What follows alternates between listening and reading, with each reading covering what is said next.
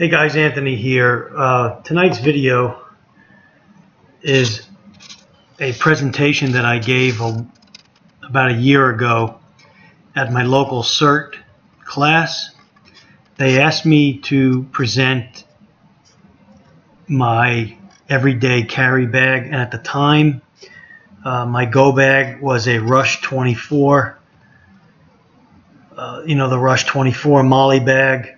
You'll see it in some of the pictures here as we go through the slideshow. And what I did was, rather than go in front of the classroom and take everything out of the bag and discuss it, I brought the bag with me, laid it on a top table for them to see, and then I prepared this slideshow going through some of the items that were, actually all of the items that were contained in the bag, and then afterwards in the question and answer part of the presentation, I unzipped the pockets and demonstrated or showed them the different things as they asked the question. So I thought it would be good to do a video on this, just to go through the slides to show you what in fact, and my bag has changed since then. It's no longer the Rush 24. I have a new bag that I'm using, and I've done some updates on that. It's an Osprey Kestrel 48. It's more like a backpacking type bag, camping bag, backpack. I have several videos on that, but I want to get, at the very least in this video, you're going to see the basics of putting together a bag and some of the items that should be in it. Now, is it an exhaustive list? No, it's not. You may want to make some swap outs or changes. I have since this video or since this presentation, but at any rate, I wanted to get this out there. So for those of you that are new to prepping or new to my channel, maybe you're building a bag or putting something together, this will give you a little, a little bit of knowledge on where to get started. Maybe you have a bag similar to this or, close to it, and you could duplicate some of what I have and maybe make some additions or deletions based on the area of the country where you live, because I live in a hot climate most of the year, so some of my gear is based on that. So why build a bag in the first place, or why have a bag, a go bag, a bug out bag, a get home bag? Well, take a look at some of the pictures you'll see through this slideshow. In today's world that we live in, natural disasters can spew up in a moment, like an earthquake, a solar storm, just a bad power outage from an ice storm or something to that effect. Hurricanes, tornadoes, floods, nor'easters, no-name storms cause damage. Storms that people don't even really realize that are coming, that can do lots of damage. So there's lots of different reasons why you should have a bag. And also for an economic type collapse, something where you're maybe quarantined or you have to leave your place, your home, your apartment because of maybe a chemical spill or something like that, you have at least something you could grab within a moment's notice and take with you to wherever you're being evacuated to. So moving ahead, what I did in my video or in my presentation of the bag, I named the pocket of the bag. So you see here the top line zippered pocket. That's the pocket of the Rush 24 bag. That's made for like, it's soft. It's made for like your sunglasses or, delicate electronics. And in that pocket, I had the following items that you see here. The Goal Zero Guide 10 Plus recharger that at the time I was using to recharge my phone. At the time, I had an iPod, I had some cords, and I had some headphones. So I won't spend a lot of time on some of these slides, but you'll get the gist of some of the items that you need. The upper right front pocket on the Rush 24 bag has two pockets, a left and a right up top, that are small zippered compartments. In the upper right front pocket, I had the head buff that you see in the picture, the camo head buff, a multi-tool, high-vis paracord, about 10 feet of it, a Zippo fire starter with associated tinder, a knot instruction card, a mosquito head net, and a cotton bandana. Those fit nicely into that pocket. So if you're making a list, you could refer to this video and get your items together. Again, looking at some of the disasters that we've had in this country, mudslides, tornadoes, hurricanes. We're in fact still in hurricane season here. We're probably about the midway point. We go to November 30th here. We haven't had any major storms this year yet. Today's September 11th, 2015, but we still have till November 30th, so anything's possible here. The upper left front pocket that mirrors that right pocket, I had a Petzl headlamp with the AAA batteries that it takes. Incidentally, if you store your headlamp for a long time or put it in your go bag, your bug out bag, keep the batteries out of it, maybe taped together or in a separate compartment, because they will leak, especially in the hot weather, if you leave them unattended a long time inside the headlamp. And then when you go to use the headlamp, you're going to be out of luck. It's not going to work. That's why you need a backup. Chapstick, sunscreen, a must down here in South Florida. Had a small tube 55 sunblock sunscreen by Neutrogena, very good stuff. Bug spray, it's not in this picture, but a small DEET, the DEET bug spray, and that is in the upper left pocket.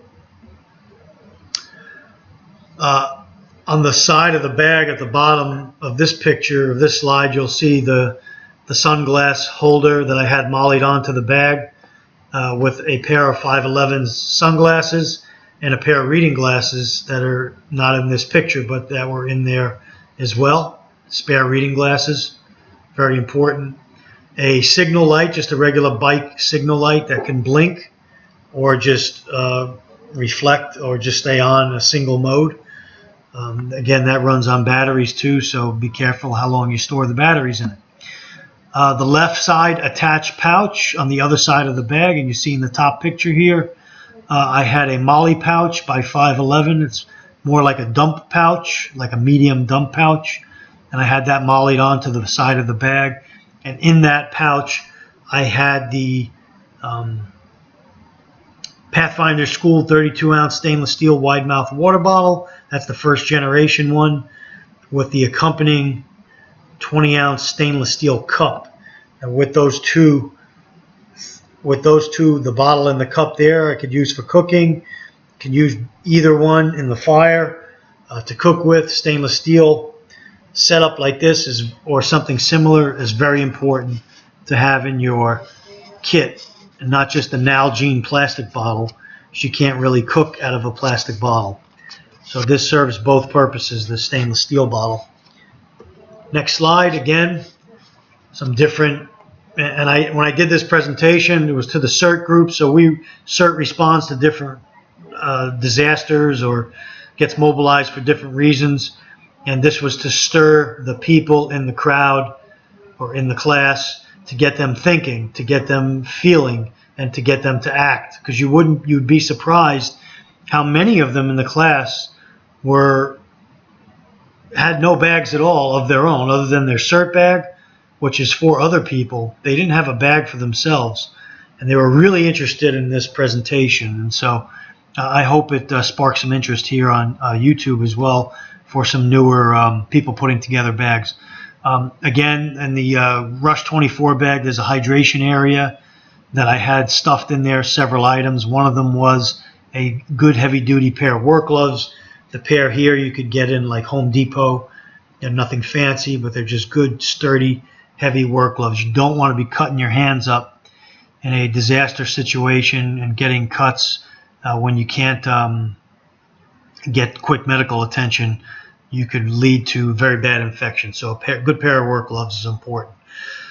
On the shoulder straps of the bag, you see here I have some different things attached. I have the Streamlight Sidewinder Multi-Light on this particular bag at that time.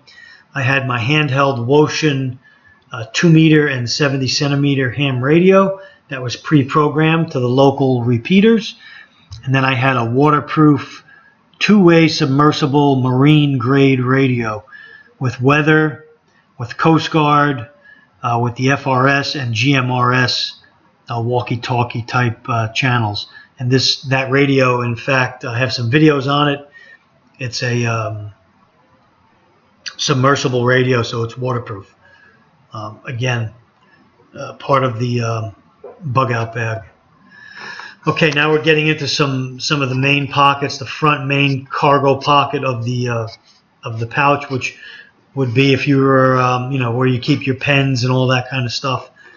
In that pocket, I had this list of items here that you see in the picture, and I labeled it here on the right so you could put together something similar. Again, I won't spend a lot of time on this. Toilet paper, nylon pouch, small nylon pouch with recharging cables, spare batteries, again, for your headlamp. And, what's the saying? One is none, two is one, and one is none. So backup things like batteries and flashlights, or you'll see redundancy. A Write in the Rain notebook with a pen, my checkbook, Maglite flashlight, individual beverage packets in the Ziploc bag, like teas and coffees, whatever whatever, pack what you drink.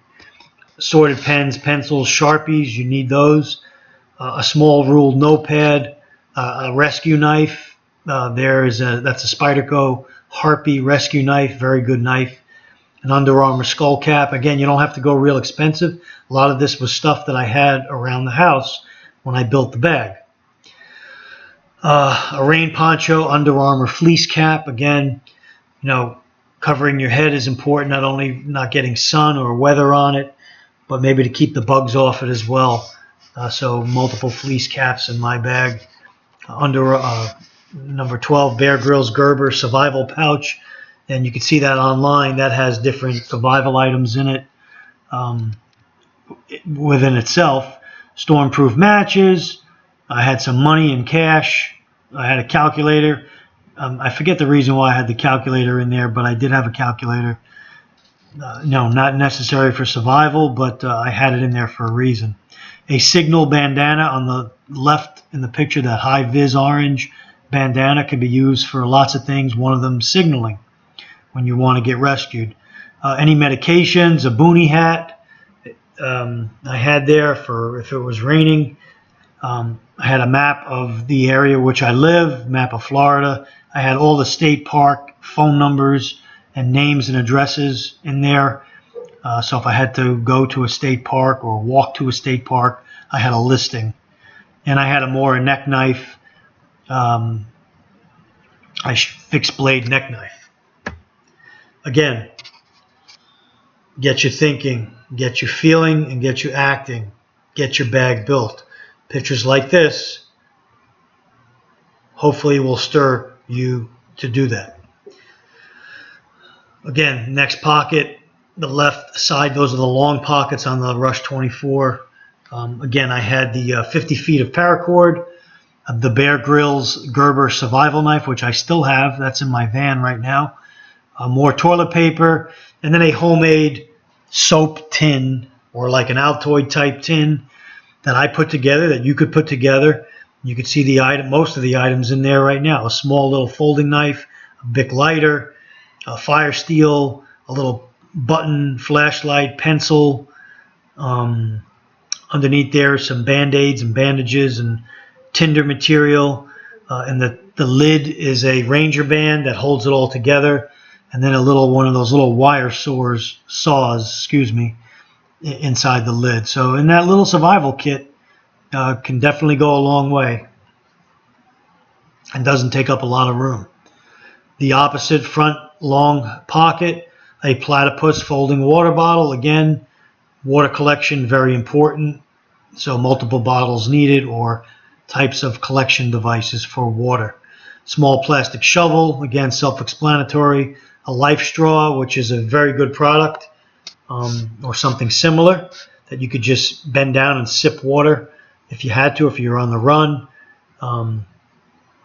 A survival blanket shelter there, very important to maintain your body temperature, core body temperature. An aqua pouch water purification kit with at least 10 water purification tablets, chlorine dioxide, and that kit has its own bag. It's marked, it's labeled, and 1 tablet per 32 ounces, and you got 10 tablets in there. So you've got water, and then a Chem Light, Coleman Chem Light there. Again, a necessary item to pack. Again, if you look at the picture here, that's this traffic jam that you see, you know, in, I forget what hurricane it was that hit Texas a few years ago. I'm going to say it was Hurricane Rita, where many people evacuated all at once on the highways there in the Houston area, I think it was, if my memory serves me correctly, and lots of horrendous accidents. In fact, I think several people died on that flight out of the cities or out of the area where the hurricane was supposed to hit, because they end up leaving too late and all at once. So, you know, in judging or leaving a disaster, you want to try to be out early if you're going to have to evacuate. You don't want to get caught on the road like this where mayhem is going to break out. Excuse me. Again, top interior mesh pocket. I had a survival medic first aid kit and a titanium spork, and I just broke out some of the items in that small first aid kit. Again, they're basic items. You even see a whistle there, some duct tape, a button compass, again, another way to make fire, and then some bandages, band-aids, gauze, things of that nature, some Aleve. Again, hopefully you use this to build your own kit. Collapsible drinking cup or bowl and microfiber towel, exterior pack cover, clothesline, you know, to string up and hang stuff on if you had to dry out your clothes. I had a piece of clothesline for that. Some assorted zip ties, some small aluminum tent stakes, and a trail marking tape, which is important, that orange trail marking tape that you could just rip off and tie it around branches. It's like a non-sticky tape, and you could just use that for marking a trail back so you didn't get lost. Okay, just a basic hygiene kit that you see there. Razor, pretty self-explanatory. Doesn't have to be fancy. Toothpaste, toothbrush, shaving items, nail clipper, very important. You know, some soap, liquid, and bar. I had some deodorant there. Definitely not a necessity, but if you could fit it, why not? Some Q-tips. Again, a BPA-free 32-ounce bottle. There you see the redundancy. You know, I had several bottles in that bag. Very important. I had the Goal Zero Nomad 7 solar panel that coincided with that Goal Zero battery charger that you saw in the beginning of this video. And those go hand in hand, because that panel can keep those batteries recharged and keep that functioning while I'm in the field, or even while I'm walking, with that panel opened up and lashed out onto the outside of the backpack. So think about that when you're planning your bug out bag, some type of way to re-energize your battery charger, to re-energize your phone or whatever else you're carrying, any small electronic device you're carrying. Even a rechargeable headlamp can be recharged. Main compartment in the clamshell section of the bag, I had a heavy-duty waterproof rain jacket that's in its own little pouch there. I had a Katadyn water filter, that's the Hiker brand. And then the bag you see on the upper left, that's clothing, underwear, socks, t-shirt, some basic clothing, and that's the air is sucked out of that bag and it's sealed, it's vacuum sealed, so it packs up easier and stays dry. So think about that with your extra clothing. Make sure they're in a dry type bag so it's dry when you need it. Again, another cook set, GSI Halulite, single person cook cup with stove. All this, in fact, all nests together inside the cup. A small fuel canister, a folding stove, the cigarette lighter, all go together inside that cup with the lid, and you got it on the bottom there.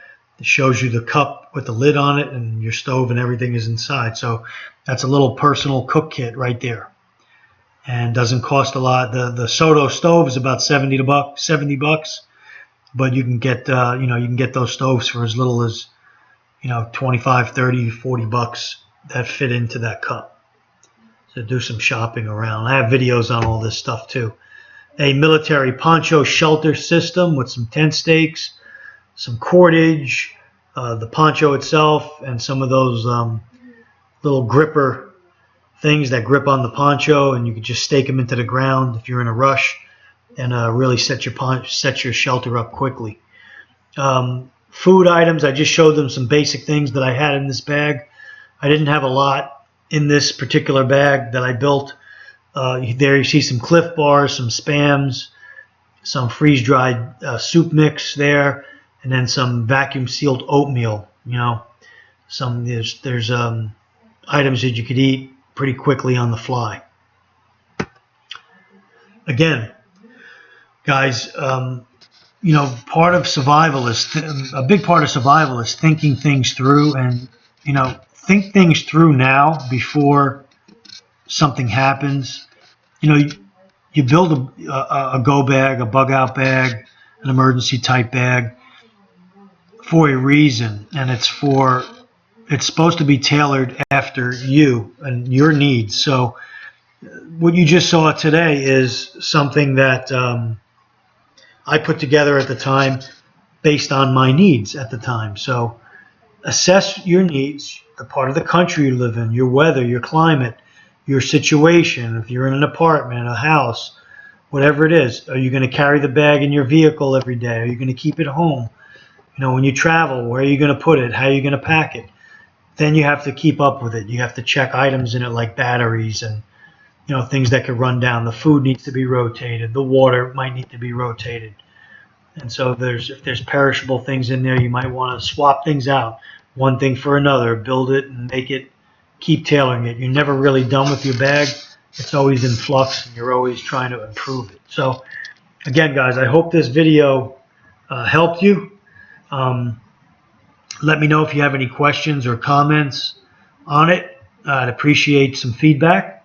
Again, when I gave this at the class, it went over really well. There was lots of questions from participants in the audience and part of the team, the CERT team.